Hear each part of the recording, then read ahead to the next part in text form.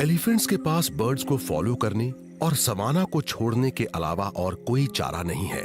ये एक बहुत लंबे और मुश्किल सफर की सिर्फ शुरुआत है और ये सफर इन्हें हर साल करना पड़ता है। इनकी ये मजबूरी इन्हें एक वाटर होल से दूसरे वाटर होल तक 450 किलोमीटर की दूरी तय करवाएगी। अगले 4 महीनों तक ये उन रास्तों पर चलते रहेंगे जो मैट्रियार्क को बचपन से याद हैं।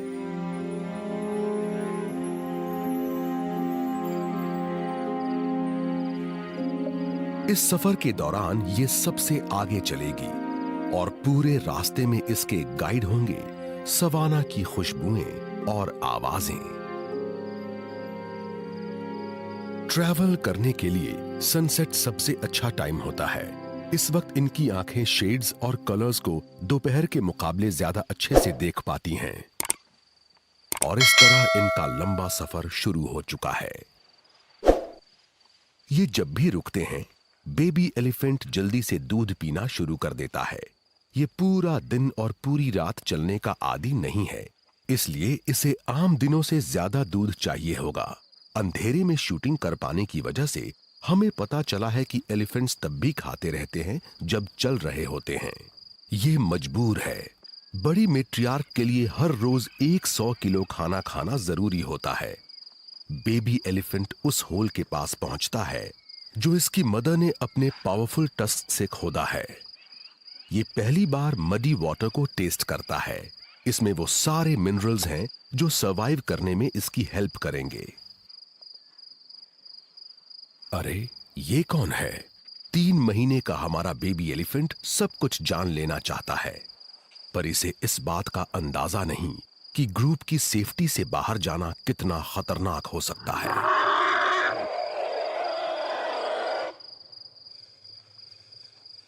यहां पर रात में खतरों की कोई कमी नहीं, खास तौर पर एक अकेले बेबी एलिफेंट के लिए।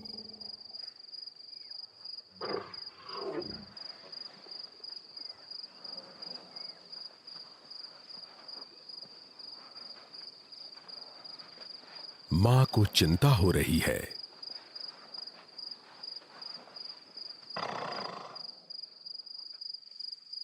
वो अचानक रुकती है और साथ में बच्चियां भी रुक जाती हैं।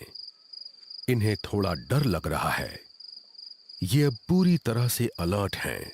ये हर साउंड को सुनने की कोशिश कर रही हैं, लेकिन कानों से नहीं बल्कि अपने पैरों से। ये अपने बड़े सोल्स से जमीन की वाइब्रेशंस को डिटेक्ट करती हैं। मैट्रियार्क को फील हो रहा है यहां आसपास कुछ लायंस हैं।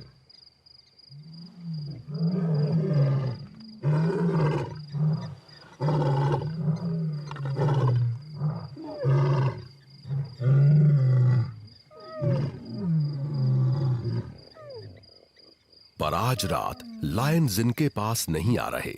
उन्हें पता है कि वो बहुत सारे एलिफेंट्स हैं और जब वो साथ होते हैं बहुत पावरफुल होते हैं।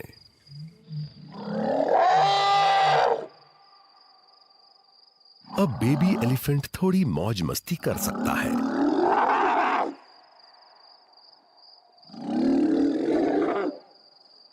फिलहाल मदर बेफिक्र होकर मिट्टी वाले पानी के पास लौट आई है। कल हमारा बेबी एलिफेंट शरीर के लिए बेहद जरूरी मिनरल से भरा हुआ दूध पिएगा। मैट्रियार्क सिग्नल देती है, जाने का वक्त हो गया। एक और एलिफेंट फैमिली के साथ फीमेल्स एक बार फिर आगे बढ़ रही हैं, पर ये अपने बच्चों की वजह से पीछे छूट रही हैं। इन्हें ऐसे रास्तों से गुजरना पड़ रहा है जो ज्यादा सेफ हैं।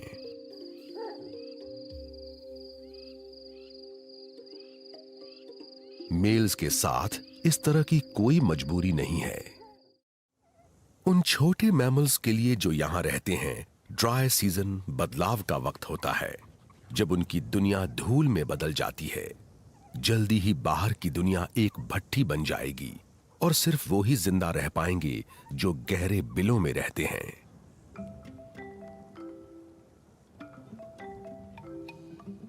ड्राई सीजन में मीयरकैट्स एलिफेंट्स को प्लेन्स छोड़ते हुए देख रहे हैं। उन एलिफेंट्स के रास्ते में पड़ता है एक बड़ा सॉल्ट लेक, जहां सिर्फ सबसे बहादुर जानवर ही जा पाते हैं। पर इन तमाम खतरों के बाद भी मेल्स ने यही रास्ता चुना है, क्योंकि ये नॉर्थ तक पहुंचने का सबसे तेज और सबसे सीधा रास्ता है।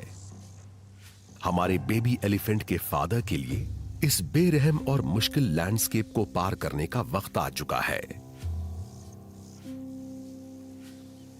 इन ट्रैवलर्स में एक और बहुत बड़ा एलिफेंट है। ये क्रीचर इतना बूढ़ा है कि इसका एक टस्क टूटा हुआ है। नए पेट्रियार्क ने इससे बहुत कुछ सीखा है और इसलिए इसकी बहुत इज्जत करता है। इसने अपना पहला सफर क्लैन के इस पुराने मास्टर के साथ ही किया था।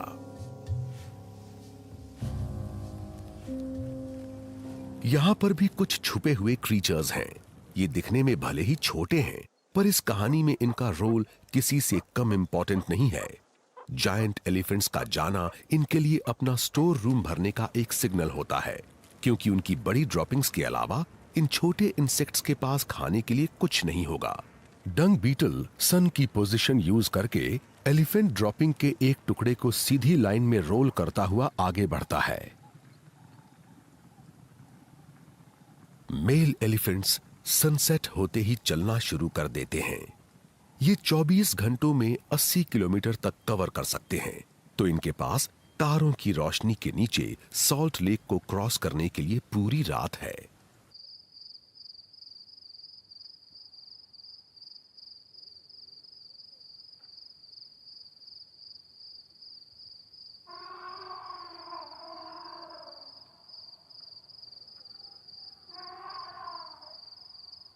इस साल ड्राई सीजन जल्दी आ गया है। बेबी एलिफेंट की फैमिली आखिरकार एक लंबा फासला तय करने के बाद रुकी है। जिस वक्त उसका बेबी दूध पी रहा है, मैट्रियार्क आगे के ऑप्शंस के बारे में सोचती है। बहुत साल पहले इसकी अपनी मदर ने इसे नॉर्थ से जाने वाले एक रास्ते के बारे में बताया था, जो ड्राई लेक को बाईपास करके निकलता है। वो उसके मुकाबले कहीं ज्यादा लंबा रास्ता है, जिससे मेल्स जा रहे हैं, पर उससे कहीं ज्यादा सेफ है।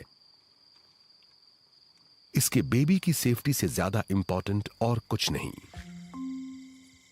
और फिर एलिफेंट्स के जाते ही रात के अंधेरे में एक मिनिएचर वर्ल्ड सामने आता है। मियरकैट्स के अलावा सिर्फ पॉर्क्यूपाइन्स वो क्रीचर्स हैं जो ड्राई सीजन को झेल पाते हैं।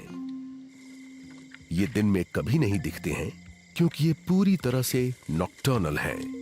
फॉरेजर्स होने के नाते ये वो खाते हैं जो एलिफेंट्स पीछे छोड़ जाते हैं, सीड्स, रूट्स और ट्यूबर्स, जिनके दम पर ये अगली बरसात के आने तक जिंदा रहेंगे। पॉर्क्यूपाइन्स का साइज भले ही छोटा है, फिर भी इन्हें शिकारियों का कोई डर नहीं होता। कोई भी हाइना, लेपर्ड और यहां तक कि लायन भी इनकी स्पाइन से उलझने की हिम्मत नहीं रखता है। लाखों साल पुरानी सितारों की ये चादर इन एलिफेंट्स की हिस्ट्री की गवाह है। ये कभी न खत्म होने वाले सफर की एक लंबी कहानी है, पर साथ ही ये एक दुख भरी कहानी भी है। 19th सेंचुरी में इस विशाल कॉन्टिनेंट पर 2 करोड़ एलिफेंट्स घूमा करते थे। आज सिर्फ 5 लाख रह गए हैं।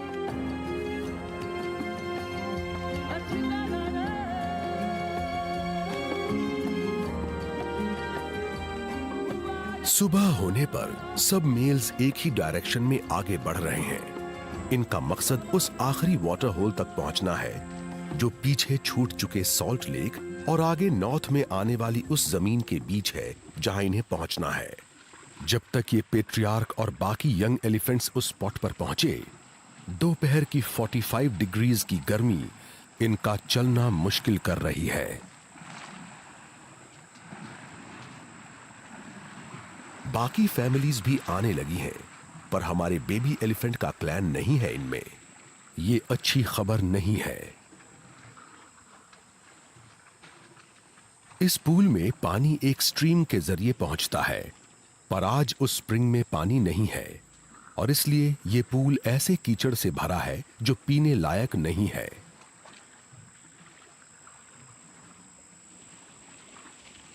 एलिफेंट्स पूल के इर्द गिर्द इकट्ठा हो गए हैं, जिससे अवेलेबल पानी और कम हो गया है।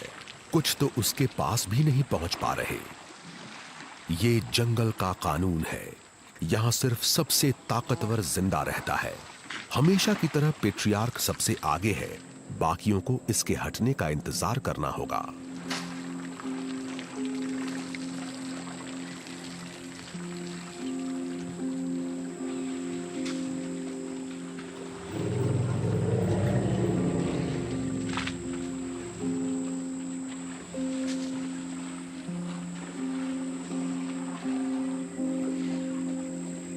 कभी बहुत पहले अफ्रीका का यह हिस्सा एक छोटा सा स्वर्ग था।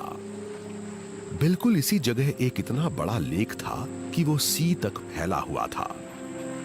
वो लेक अब पूरी तरह से गायब हो चुका है, पर एलिफेंट्स की एंशिएंट कलेक्टिव मेमोरी इन्हें आज भी यहां खींच लाती है।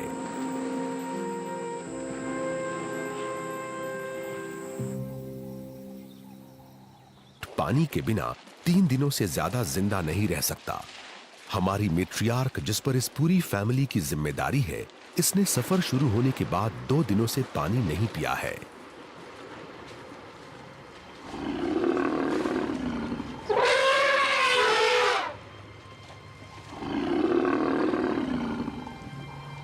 पर एक प्रॉब्लम है। फिलहाल उस स्प्रिंग पर बड़े और मतलबी मेल्स का कब्जा है। इसे और इसकी डॉटर्स को तब तक इंतजार करना होगा जब तक वो मेल्स पेट भर पानी पीकर चले नहीं जाएंगे।